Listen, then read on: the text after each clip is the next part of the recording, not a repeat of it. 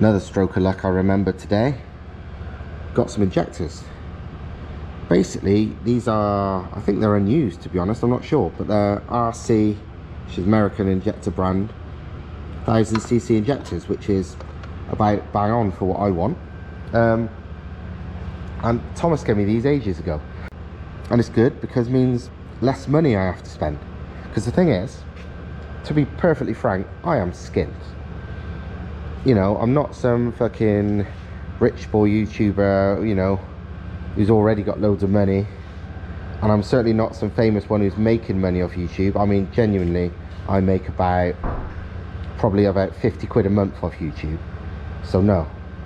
And at the moment, with all this corona crap, times are pretty hard making money.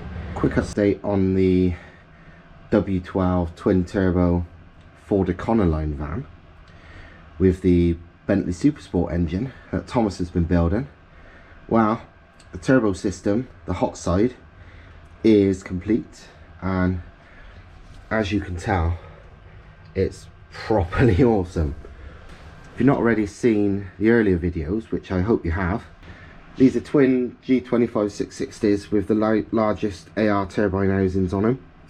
As you can tell, they're mirror image ones, so they're symmetrical. Twin Turbo Smart 50mm gates. Got all of that from the guys at Badger 5. Obviously Thomas's amazing manifolds, and the downpipes and the dump pipes from the screamers are ready. Now it's time to do the inlets, and here he is now actually. Hi. As you've seen in the earlier footage, Thomas has finished the turbo manifold setup for the W12 Bentley engine in the Econoline, and now he's getting on with the inlet. This is the standard inlet, but made better. Standard inlet is pretty rubbish, and didn't want to go as far as making a whole new one, but yeah, this could be improved, and he has quite a lot. Basically, it's got to stay looking standard externally from most people's eyes.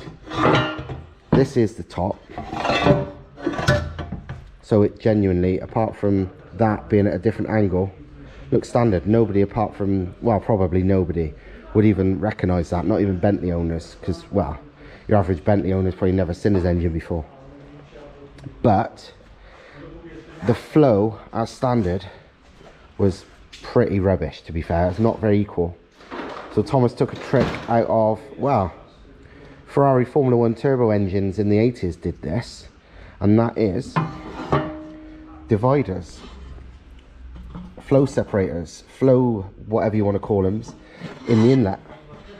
So rather than a complete twin plenum custom setup, this is a standard single plenum, but now rather than just letting the air go whichever way the pressure tends to force it, which on this would be mostly to this cylinder closest to the throttle body, it's now got dividers, as you can see in there, which will give it far more equal flow. And like I said, this was used on, well, countless race engines. This is done on intercoolers and plenums and all sorts. Ferrari F1 turbo engines on the intercooler inlets and all sorts of stuff, and it works. I mean, it's, in essence, it's how VGT turbos work as well, but they're just lots of moving vanes. So yeah, obviously this isn't finished yet. This is obviously still needs smoothing out with the porting, but yeah, it is ideal for that, and because it'll be this way up, nobody will ever notice. So yeah, same on both. So far more equal flow. Another thing, this is the runners part, and the standard inlets, as soon as we took it off, it's like, oh my god, these are shit. This doesn't really do it justice, because it was far worse than this. You see, this is now bell-mouthed in a bit. That's, Thomas has already done that. As standard, it is just big flat areas with holes. It's crap. No sort of attention to performance in any way. And I said, well, I'll just, port it out to make it more of a bell mouth with less or minimum flat areas. And Tom's like, yeah, but the trouble is there's not enough meat there to do that, because as you can see, they're hollow. So if you tried porting that in to get rid of all these massive flat areas, and the other side's worse than this, they're not equal, you'd break through. So what he's done, well, what he started to do, he's not finished it yet, is he's building it up with weld, and then machining, well, porting the weld to make actual trumpet areas. You see there, he's raised it up by about a centimetre or so of weld, and then using die grinder, just like porting a head, he makes it into much more trumpety shape. He's only really done sort of 2.5, 3 now, roughly. He's got these left to go, and obviously all of them to finish, but you can see the difference straight away between just crappy flat surface, and these are better than standard because he's already seen how much you can safely do without adding weld. And then these ones where it is literally more of a raised trumpet area, which is a far more performance orientated thing. So yeah, serious sort of race car custom tech, but in a Ford Econoline van, weirdly. But I mean, those these dividers or air guiders or whatever you want to call them in these inlets, in these plenums, that's really common in like American hot rodding of V8s and stuff, where you'd have the 4-barrel carb inlet manifold, and it's often done in there. They add plates, weld them in and stuff to get the air and fuel mixture going in, you know, more equally into the right cylinders. Again, that's quite a high-end thing they do on that, and it usually requires either a flow bench or EGT sensors or AFR sensors in each individual manifold runner, so they know which ones are getting more or less air and fuel and whatnot, and then they can modify the inlets to suit. But that is what's done on like really serious race cars for that reason. And yeah, it's being done on this Bentley inlet too. So awesome, really is. Like, it almost seems madness doing it to the application in question, but it's gonna be mega. So good times. I have a box here which I've genuinely not opened, as you can tell. Literally, I'm not 100% what it is, but I reckon I know. I'm pretty sure it's a delivery from my mate Kev, Dory Professor on YouTube and Instagram. He's a bit of a wizard with sort of fabricating stuff and making crazy things, especially drifty stuff. And his modified knuckles for MX5s are the best ones I've ever used. They are literally probably the best single mod I've ever made to an MX5. And I reckon, I'm not sure, but this is them. And these ones for me personally fucking drive amazing. Lots of lock, but they still drive good. It's not like they suddenly make the car drive like shit with no Ackerman and this, that, the other, like a lot of hubs. These ones, because he's a really good drifter and driver anyway, so he's obviously, you know, he tried them on his own stuff and a lot of experimentation. It's not just some company flogging them, it's ones he's made, and he made them to suit him, and thankfully they sure as shit suit me as well. So I'm glad he's made some more. Right. Literally, as you can see, just modified standard hubs, nothing flashy, but they're effective. Really, it's just all about where you modify them, what angle you put them back as.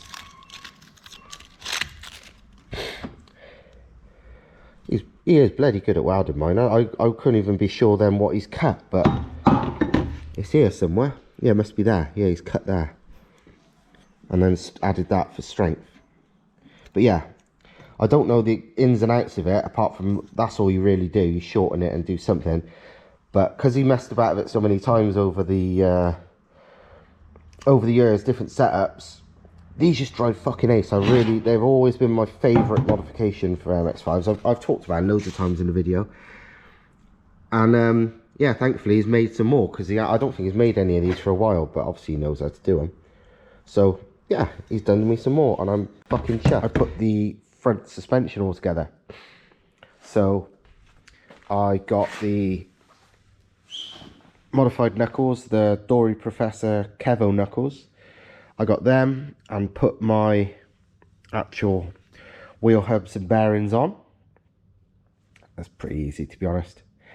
And then basically it's just a job of bolting everything together, which is pretty easy. But obviously with brand new bushes and everything's tight as a motherfucker, so you have to use a bit of effort to get it all in. But it's pretty smart. Got the depowered rack, you know, everything is good to go. So as far as I can think, I may or may not do it tonight, but as far as I can think, I can probably just bolt this in now.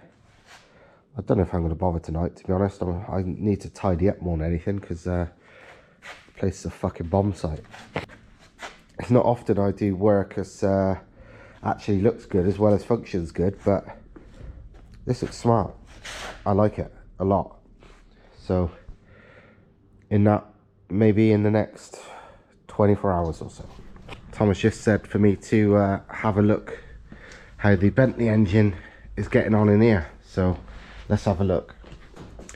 Bloody hell. Look at this.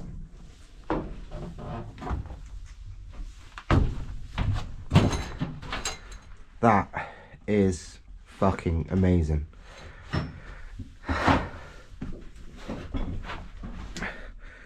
Proper. I love that. What do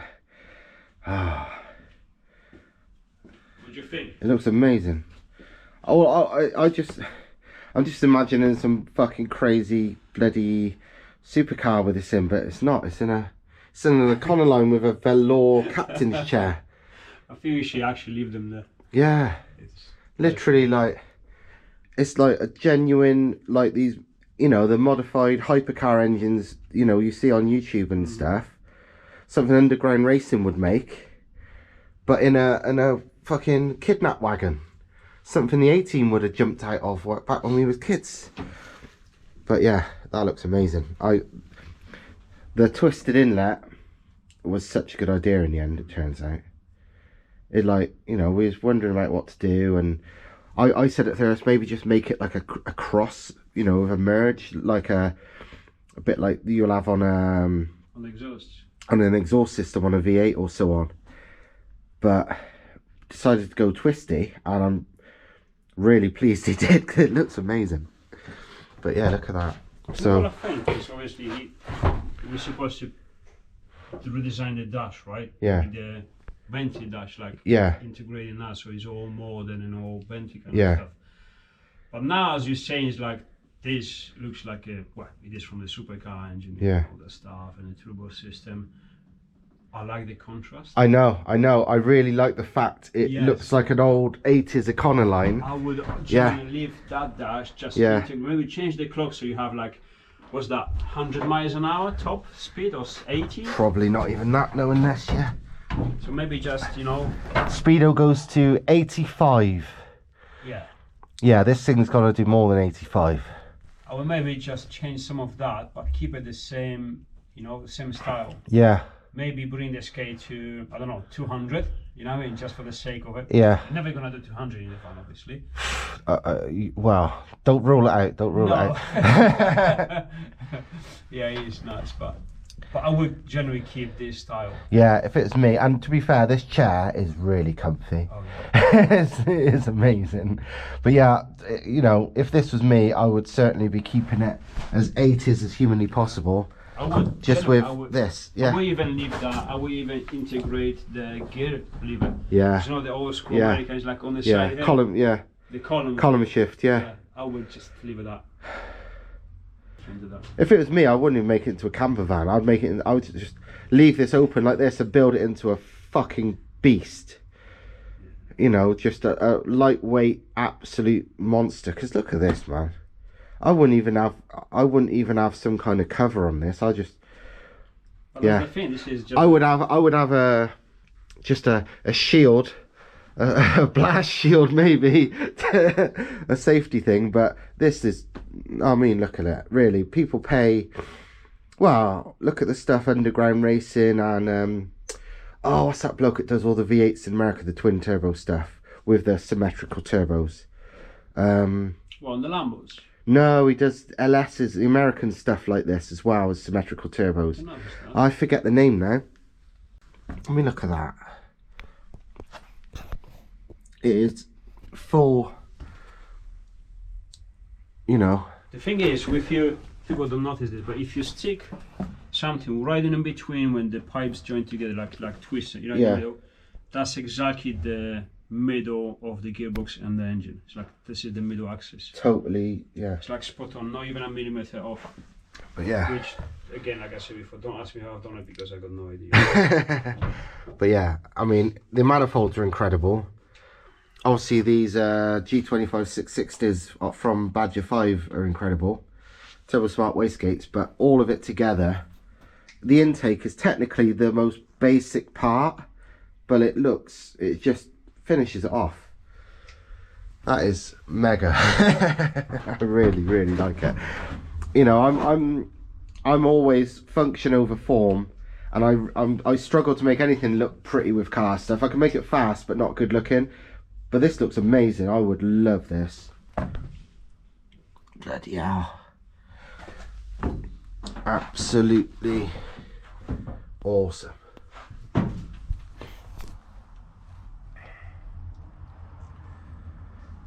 Incredible work by Thomas. Absolutely.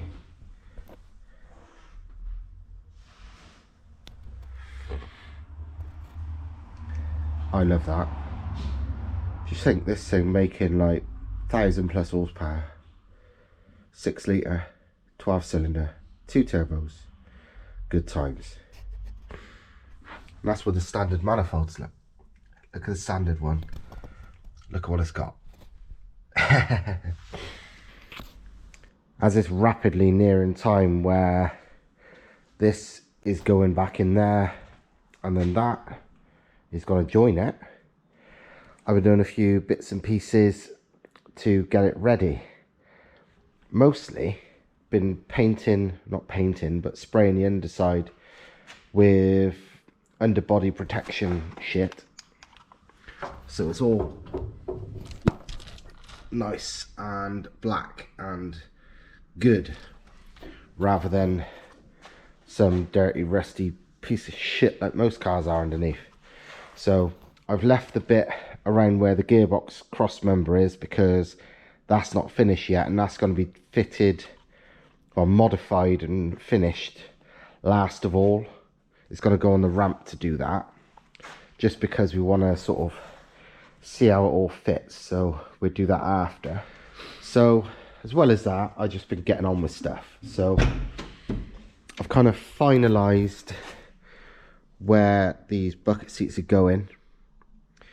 The key really, I mean, there's fuck all room in MX5s, which is obviously an issue. But for me, the main key was getting the driver's seat in the right place. It's been a few days since the last part of this video.